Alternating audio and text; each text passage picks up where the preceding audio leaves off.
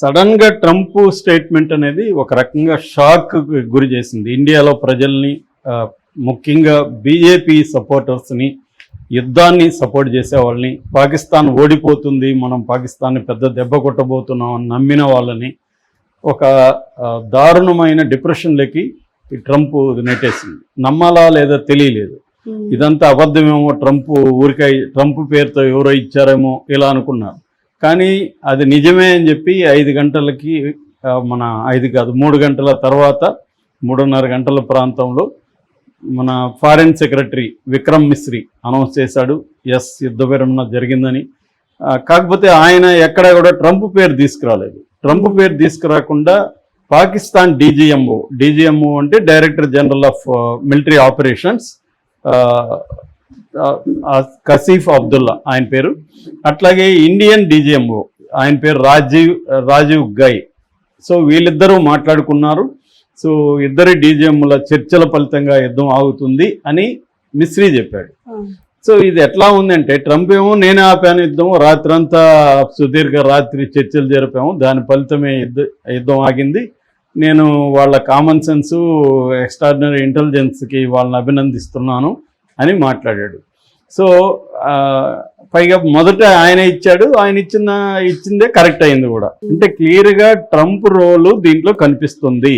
అట్లాగే పాకిస్తాన్ వెర్షన్ చూస్తే పాకిస్తాన్ ఏం మాట్లాడుతుందంటే, ట్రంప్ వీడి వ్యాన్స్ మోడీతో మాట్లాడాడు, జేడీ వ్యాన్స్ ఒక అలార్మింగ్ ఇంటెలిజెన్స్ మోడీకి చెప్పాడు, దాంతో మోడీ వెనక్కి తగ్గాడు అని పాకిస్తాన్ మీడియా డాన్ అనే పత్రికలో ఫ్రంట్ పేజీలో ఇది రాశారనమాట.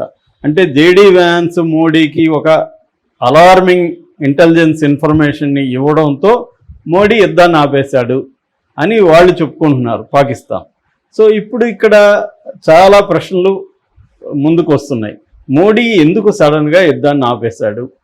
యుద్ధ విరమణకి మోడీ ఎందుకు ఒప్పుకున్నాడు? ఆ అలార్మింగ్ ఇంటెలిజెన్స్ ఇన్ఫర్మేషన్ ఏంటి? ట్రంప్ ఎలా బెదిరించగలిగాడు? మోడీ డిక్లేర్ చేసిన గోల్స్ ఏవైతే ఉన్నాయో, ఆబ్జెక్టివ్స్ ఏవైతే ఉన్నాయో అవి ఏవైనా నెరవేరాయా? నెరవేరకుండానే యుద్ధం ఎందుకు ఆపాల్సి వచ్చింది?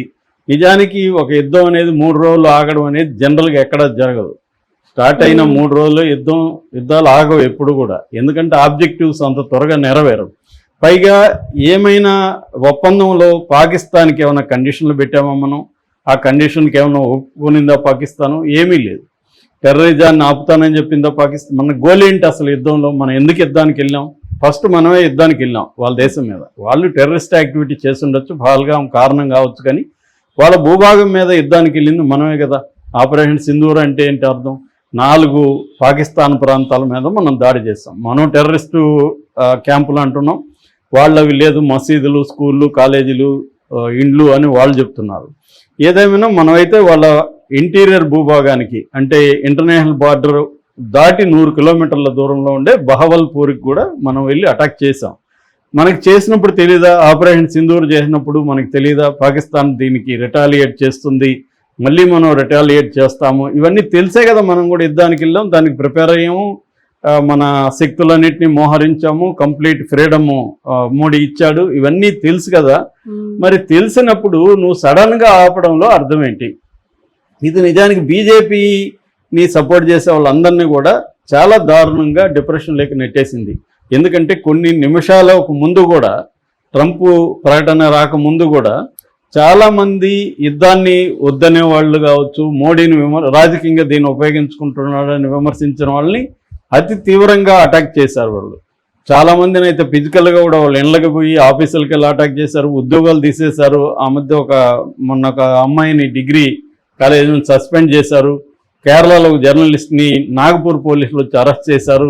ఇలాగా అసలు యుద్ధం వద్దనే వాళ్ళంతా అరెస్టులు చేయడం, కొట్టడం, హ్యూమిలేట్ చేయడం చేస్తూ సడన్గా ట్రంప్ చెప్తే యుద్ధం మీరు ఎందుకు ఆపేశారు?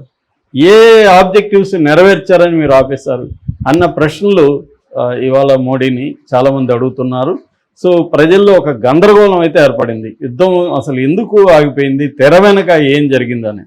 అటుపక్కేమో పాకిస్తాన్లో విక్టరీ అని షహబాజ్ షరీఫ్ అనౌన్స్ చేశాడు, మనం సక్సెస్ అయ్యాం, ఈ విక్టరీని జరుపుకోవడానికి ఆయన ఒక ప్రోగ్రాం కూడా ఇచ్చాడు. అదేంటంటే యూమీ తషాకూర్. యూమి తషాకూర్ అంటే థ్యాంక్స్ గివింగ్, గ్రాటిట్యూడ్ని చెప్పడం. అది పాకిస్తాన్లో, పర్షియాలో, ఈ ముస్లిం కంట్రీస్, ఇస్లామిక్ కంట్రీస్లో ఆనవాయితీ. ఏదన్నా మిలిటరీ విజయం కానీ పొలిటికల్